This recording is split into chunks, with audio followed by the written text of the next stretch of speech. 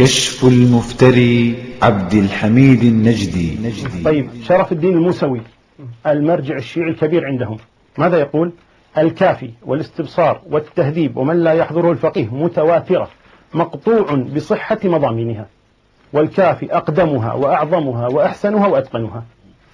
ويقول محمد صادق الصدر الموسوي عبد الحسين الموسوي في المراجعات ليس صحيح، في المراجعات ليس صحيح. مراجعة رقم 110 هذه المراجعة وليس هذا الكلام. تفضل. هذا لا بس عندما يأتي وقتك بس قل لي أي صفحة المراجعة. مراجعة رقم 110.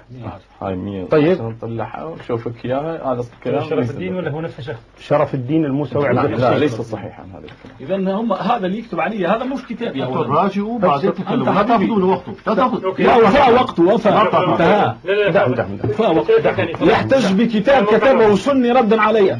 لا بس في قراءات كبيرة. أنا الذي كتبته عليك. أنا الذي رددت. أهلا وسهلا بك، تشرفنا. طيب أهلا. طيب ماشي. أهلا وسهلا. ترى ما يعجبك. سلام. مراجعة رقم 110. نعم. في كتاب المراجعات مراجعة رقم 110 معي. أخرجها لك. أنا أطلع لك. لا بس. طيب، وهذا محمد. لحظة بس.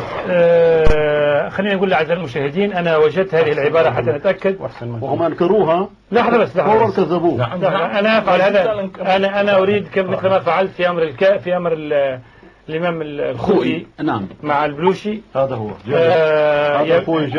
لحظة بس. أقرأ الآن من هذه المراجعة. أعزائي المشاهدين احنا في المراجعة 110.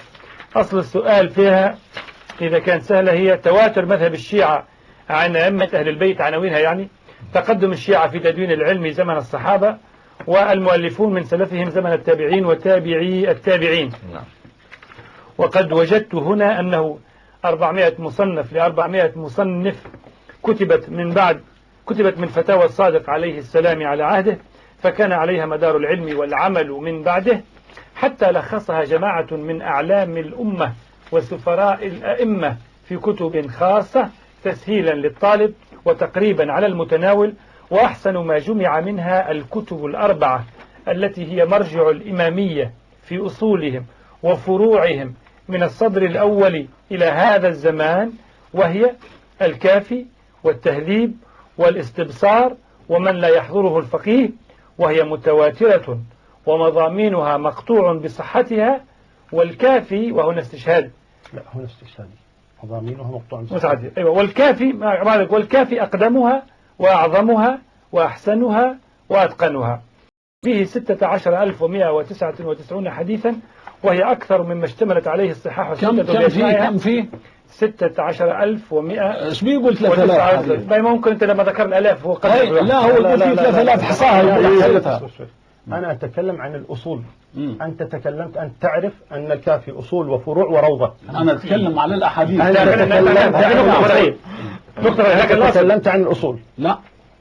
وهي أكثر مما اشتملت عليه الصحاح والستة لأجمعها كما صرح به الشهيد في الذكر وغير واحد من الأعلام. طيب، أنا لا أريد شيء من هذا الكلام.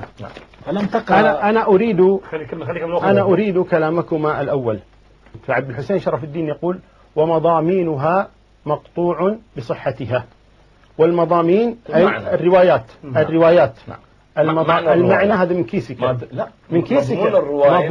مضمون الكتاب. ما تضمنته الرواية من المعنى. لا بس هذا فهمك. نحن لا نتكلم عن الأسانيد، نحن نريد المتون. الأسانيد لا تهمنا من قريب ولا من بعيد. الذي يهمنا المتون ما فيه من روايات. الروايات هو لا يناقش الإسناد. أنا أعرف أسانيد الكافي كلها غير صحيحة عندكم، لكن لا أريد وعندنا. أنا أريد المتون. قطع الموسوي عبد الحسين شرف الدين أن مضامين الكافي مقطوع بصحتها. أنا أقول كلمة